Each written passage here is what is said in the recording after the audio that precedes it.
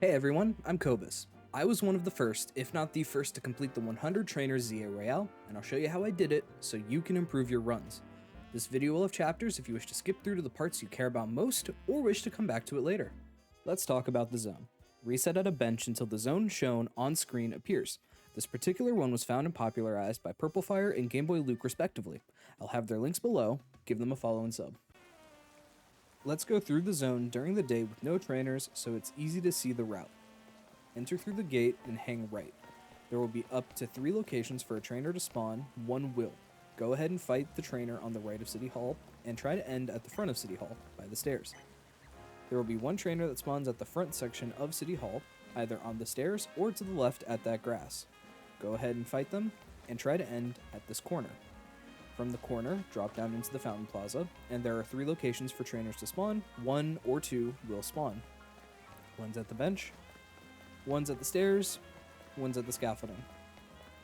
Look down this straightaway, and there are 3 locations for a trainer to spawn, 1 will spawn, but if it's by the tree, you want to skip. So, if they're at the stairs, it's good. If they're behind the lamppost, it's good. If they're by the tree, skip. Takes too long to fight them every time. One can be under the scaffolding. I do not know what pool they belong to. Go into the open area, and there are 3 or 4 locations. I'll have it later in the video in the sped up portion. Go ahead and fight them and try to end by this hall or in this hall if they are close enough to do so. Go through the hall, and there are 2 different trainers that can spawn, one will. One will be right here where I'm standing. One will be past this railing.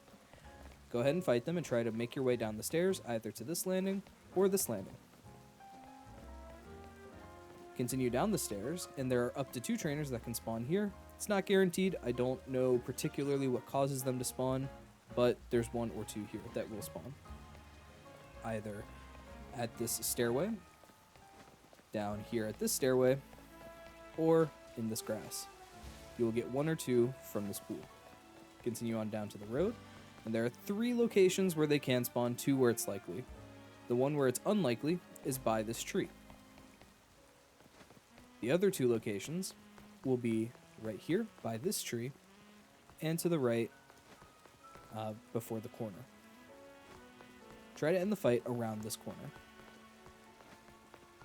Go ahead, follow down the road. There will be no trainers until you get up the elevator.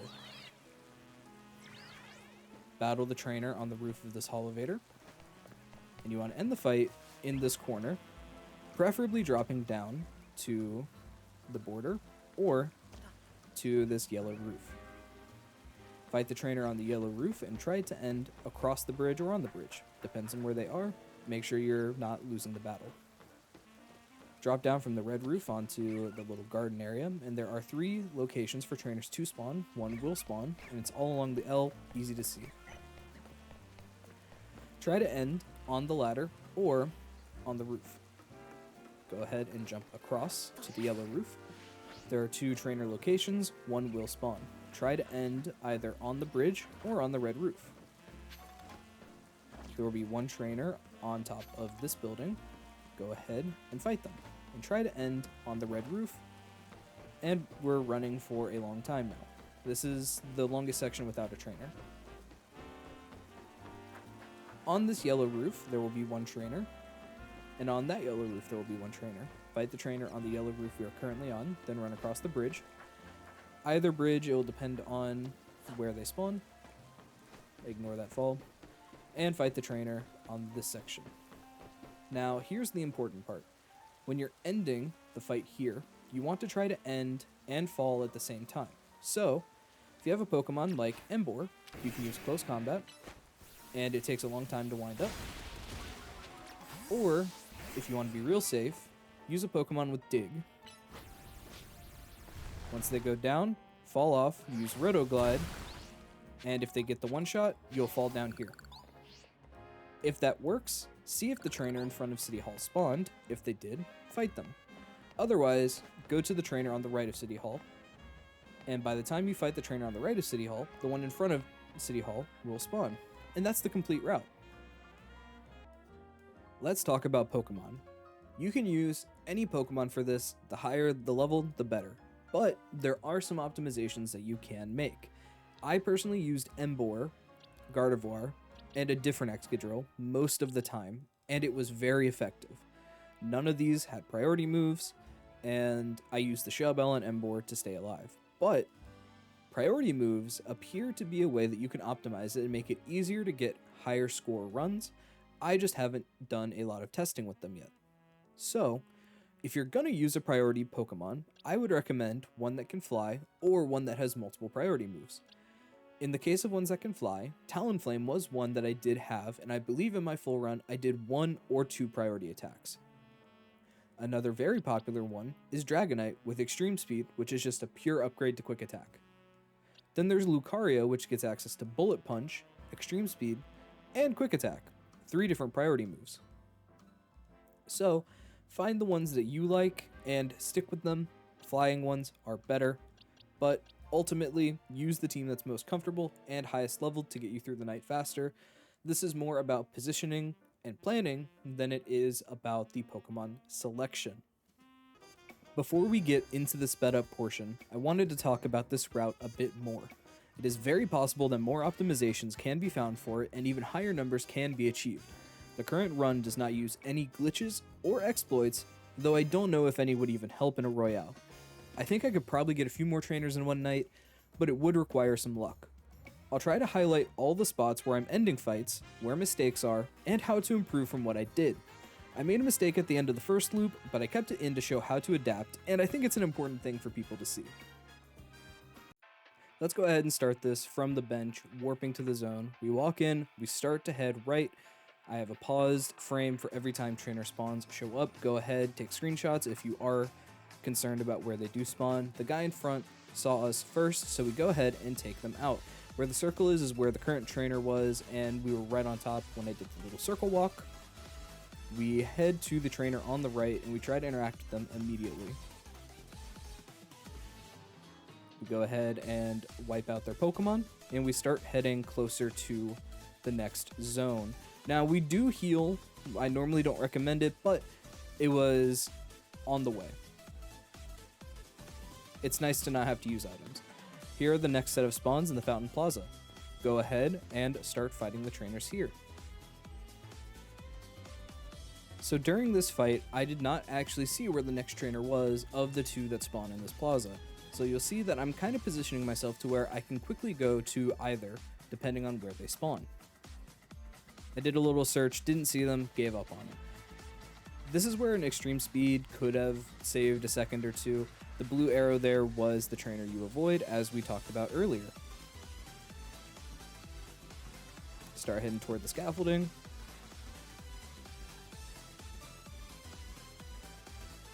And we get one of the further spawns, but we can go ahead and take out the Aegislash trainer.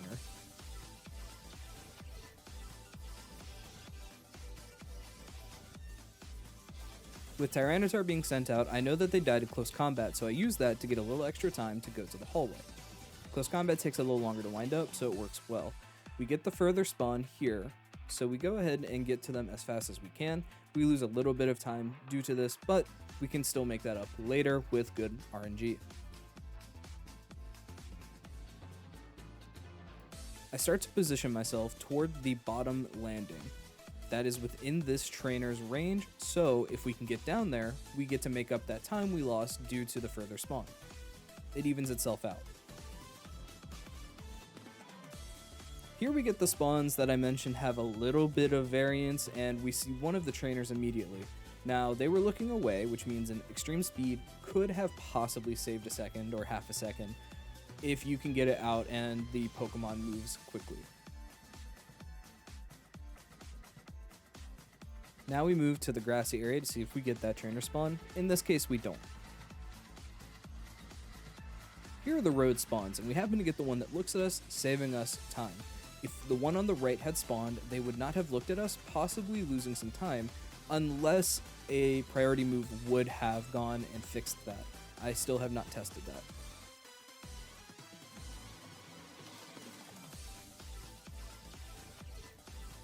Up on the elevator, we want to start positioning ourselves to the right corner so that we can fall during battle. As time does not move in battle, it is better to fall when we are not using our time. We don't have a lot of it, so we have to make the most of it.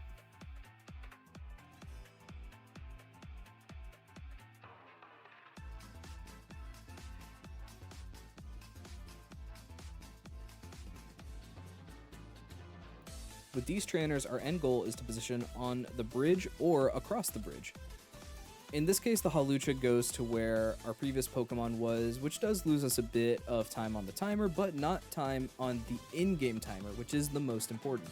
We had a trainer that let us get across the bridge, which does save us a second or two, and then we jump on down. Every trainer here is pretty easy to see. You'll walk right into them, they're looking at you. But this trainer in particular that we get is the best, as it lets us climb the ladder and get onto the roof with next to no trouble. But the Pokemon AI can have difficulty at this elevation, so use a move like Dig, Close Combat, Bounce, or Psychic to bypass that. Jump over and go ahead and take out this trainer and try to cross the bridge or get onto the roof if you really can, because that will save some time getting to the next trainer.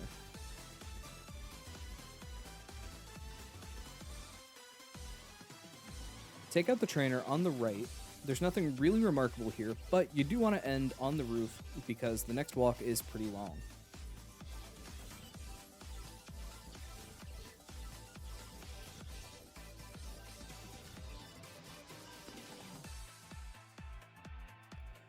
These two trainers are guaranteed spawns, but there are two locations for which they can spawn.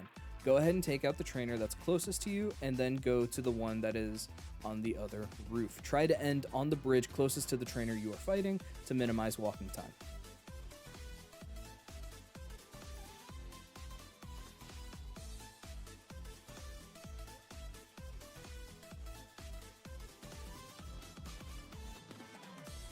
So in this trainer, I actually make a mistake. I send out Talonflame, and when I go to take out the Roserade, I end up not falling down properly.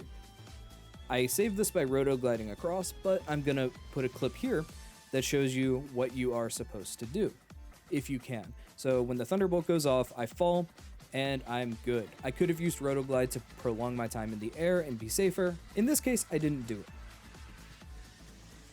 And then we're going to go back to the previous run and show you what happened with the Rotoglide. I see the Charizard, I take them out, and I don't know if it saves time or not, but it ended up being convenient because the trainer in front didn't spawn, like we said was an issue before.